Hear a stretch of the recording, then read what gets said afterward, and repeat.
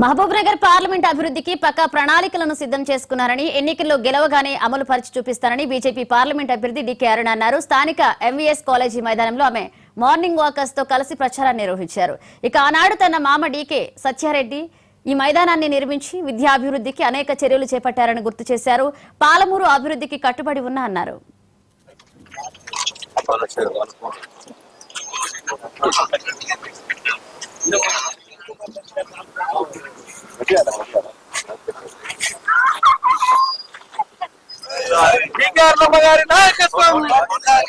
Madam ఎట్లా అంటే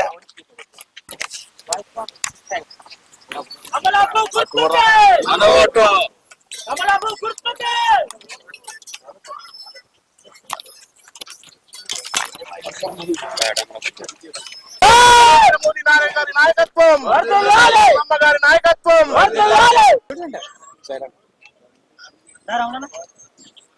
రామన్న రండి.